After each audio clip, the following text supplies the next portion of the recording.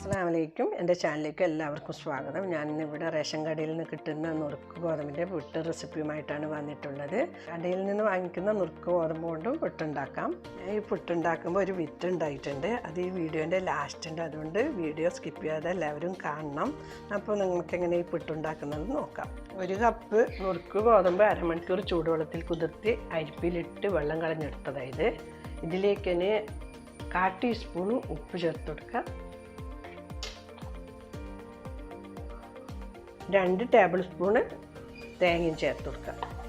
അതുപോലെ നല്ലപോലെ കുഴച്ചെടുക്കുക. എൻ്റെ വീഡിയോ കാണുന്നവർ ആരെങ്കിലും സബ്സ്ക്രൈബ് ചെയ്യാൻ ബാക്കിയുണ്ടെങ്കിൽ മറക്കാതെ സബ്സ്ക്രൈബ് ചെയ്യുക. തൊട്ടടുത്ത ബെൽ ബട്ടണും കൂടി അമർത്തുക. എന്നാൽ മാത്രമേ ഞാനിടുന്ന വീഡിയോൻ്റെ നോട്ടിഫിക്കേഷൻ നിങ്ങൾക്ക് വരുള്ളൂ. ഈ സാധാരണ പുട്ടിനെ അറക്കുന്ന പോലെ തന്നെ ആദ്യം തേങ്ങ ഇട്ട് കൊടുക്കുക. എന്നിട്ട് അളന്നിട്ട് 3-4 സ്പൂണ് ഗോതമ്പ് ഇട്ട് കൊടുക്കുക.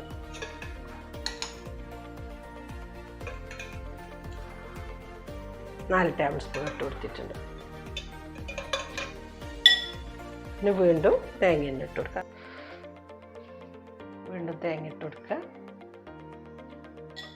വീണ്ടും അതുപോലെ തന്നെ എത്രയാണ് ആദ്യം ഇട്ടിട്ടുള്ള അത്ര തന്നെ. എന്നാൽ നമുക്ക് ഒരേ വലിപ്പത്തിലുള്ള പുട്ടിട്ടു.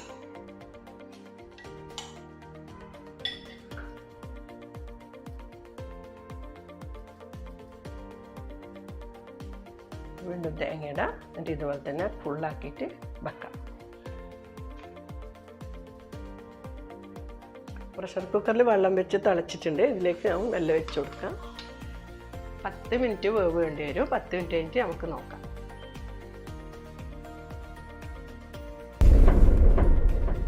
Sorry, it was a mistake.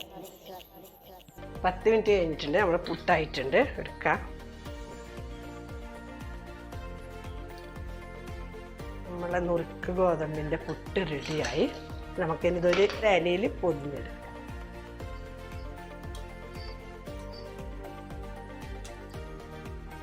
നല്ല ടേസ്റ്റാണിത്. കറിയൊന്നും ഇല്ലാതെ തന്നെ നല്ല രസത്തിൽ ചായൻ്റെ കൂടെ കഴിക്കാൻ പറ്റും. കണ്ടാ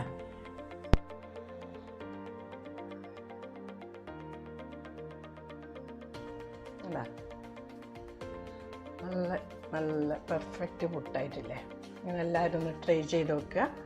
ഇഷ്ടപ്പെട്ടിട്ടുണ്ടെങ്കിൽ ലൈക്ക് ചെയ്യുക, കമൻറ്റ് ചെയ്യുക. ഇൻഷാ അല്ലാ വേറെ നല്ലൊരു വീഡിയോ ആയിട്ട് കാണാം. Thank you.